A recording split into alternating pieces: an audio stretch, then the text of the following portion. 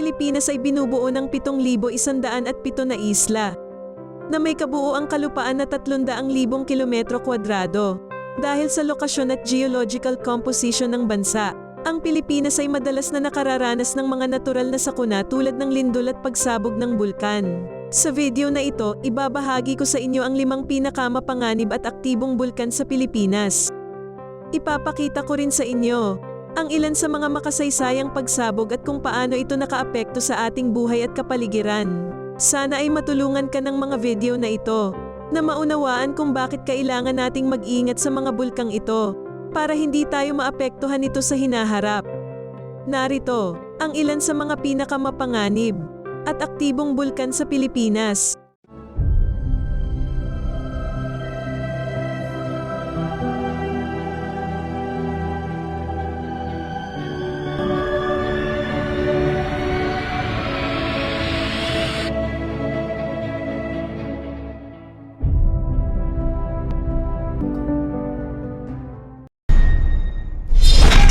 Mount Pinatubo.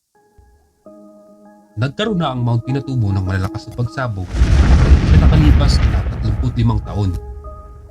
Bago pa man ang pagsabog nito noong 1991, sinasabing dahilan sa pagkakabuo ng kaldera ito na may sukat na 2.5 km in diameter. At ang 1991 eruption ang dahilan kaya nasira ang summit nito. May taas na 4,875 feet o halos katumbas ng 3 pinagpatong-patong na Burj Khalifa na mayroong 163 na palapag. Isa itong stratovolcano na matatagpuan sa Zambales Mountains at nasa boundary ng 3 probinsya gaya ng Zambales, Tarlac at Pampanga. Matatagpuan lahat sa Luzon. Isa ang Mount Pinatubo eruption sa pinakamalakas at pinakamapaminsala na naganap noong 20th century na may VEI 6 o Volcanic Explosivity Index Level 6. O diba ang lakas? Mas pinalala pa ito dahil kasabay ng pagputok ng Mount Pinatubo ang pananalasa ng mga tubig na nagdulot ng napakalalang lahat na nanalasa sa mga lugar at mga karatig bayan nito. Maging sa buong mundo ay ramdam ang epekto ng pagputok ng Mount Pinatubo. Bumuga ito ng halos 10 bilyong tonelada ng magma at 20 milyong tonelada ng sulfur dioxide na nagdala ng napakaraming mineral at nakalalasong metal sa kalangitan. Nag-inject din ito ng mas maraming debris sa stratosphere kaysa anumang pagsabog mula noong 1883 na dulot ng Krakatoa. Bumaba din ang pangdaigdigang temperatura ng 0.5 degrees Celsius sa mga taong 1991 hanggang 1993 at ang pagdipis ng ozone layer ay pansamantalang tumaas. Mount Bulusan. Matatagpuan sa pinakatimog na bahagi ng Luzon sa Pilipinas, nasakop ng lalawigan ng Sorsogon at 70 kilometers timog silangan ng Mayon Volcano. Ang Mount Bulusan ay kilala sa biglaan nitong pagsabog hanggang ngabo.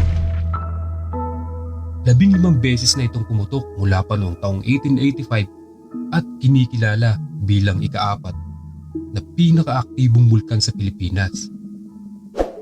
Ang Mount Bulusan ay isang stratovolcano o hugis-apa na sumasakop sa hilagang silangang paligid ng Irusen Caldera na nabuo naman mga 40,000 taon na ang nakakalipas. May taas itong 5,135 feet above sea level at may base diameter na 15 kilometers. At alam nyo ba mga kabaliktanaw, mayroong 4 na crater ang Mount Bulusan. But wait, there's more. Meron pa itong 4 na hot springs, ang Benon Springs, Mapaso Springs, San Vicente Springs at Masacrot Springs.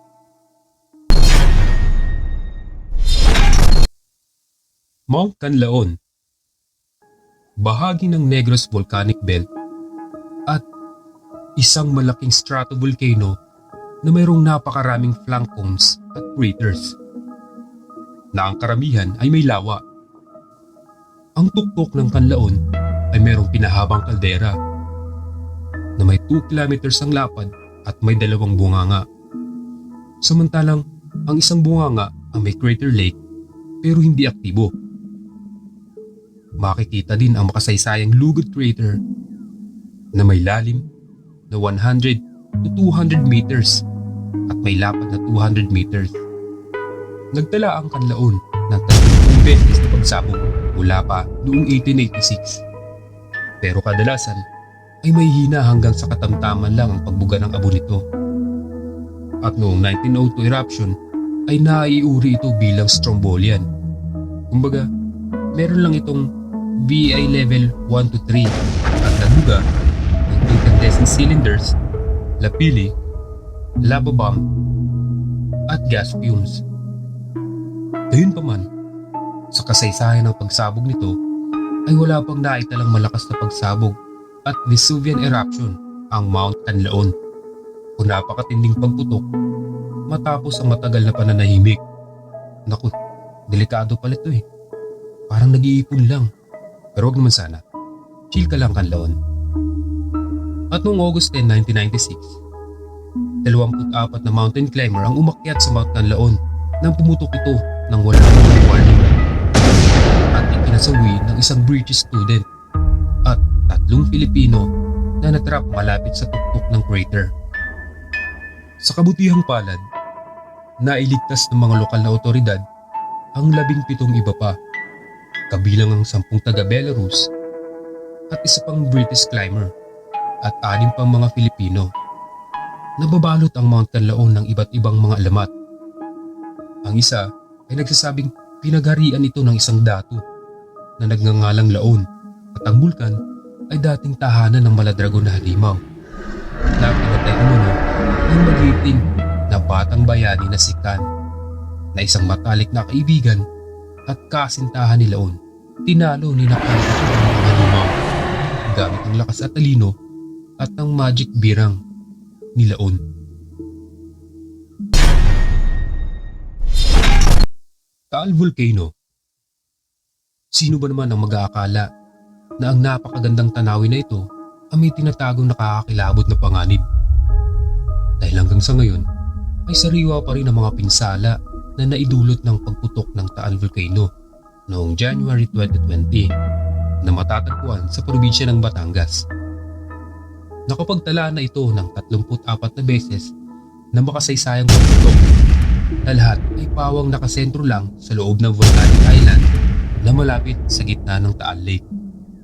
Nabuo ang kaldera nito sa pamamagitan ng mga sinaunang pagsabog sa pagitan ng 140,000 at 5,380 BP o blood pressure. Joke! Before present. Ang Taal Volcano ay kabilang sa tinatawag na chain of volcanoes na nakahanay sa dulo ng isla ng Luzon at nabuo sa pamamagitan ng subduction o ang paggalaw ng patagilid at paibaba ng isang plate ng crust ng mundo hanggang sa mantle na nasa ilalim pa ng isang plate.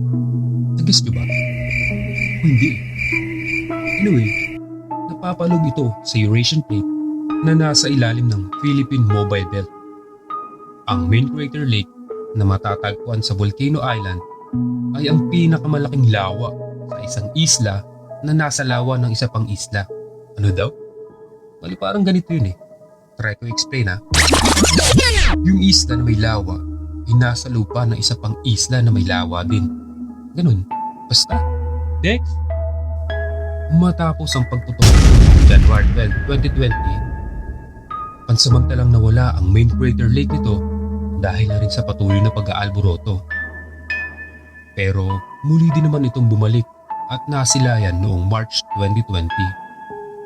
Nasa 39 na buhay ang nasawi sa pagputok nito at maraming bahay at kabuhayan ang lubang naapektuhan.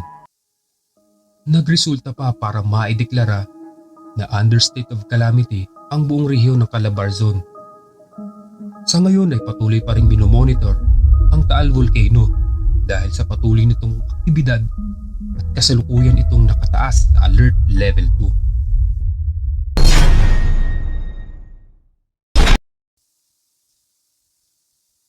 Mayon Volcano, ang pinakaaktibong bulkan sa buong Pilipinas na matatagpuan sa timog silangan ng Luzon. Tinaguriang world's most perfect volcano cone dahil sa pantay na hugis na malaapan itong itsura. Mayroon itong base circumference na 130 kilometers at may taas na 8,077 feet. Gaya ng iba pang mga bulkan sa karagatang Pasipiko, ang Mayon ay bahagi din ng Pacific Ring of Fire. At ang Bicol Arc ay isa sa 7 oceanic trench subduction zones. Hindi maitatangging ang Mayon ang pinakaaktibong bulkan dito sa Pilipinas dahil sa loob lang ng 500 taong lumipas ay 47 beses na itong sumabog. At ayon sa historical observations ay nakapagtala ito ng una nitong pagputok noong 1616. Mayroon pang higit sa 30 beses na sumunod na pagsabog mula noong 1616. Isa sa mga naitalang pagsabog ay noong 1993 na kumitil sa buhay ng 79 katao.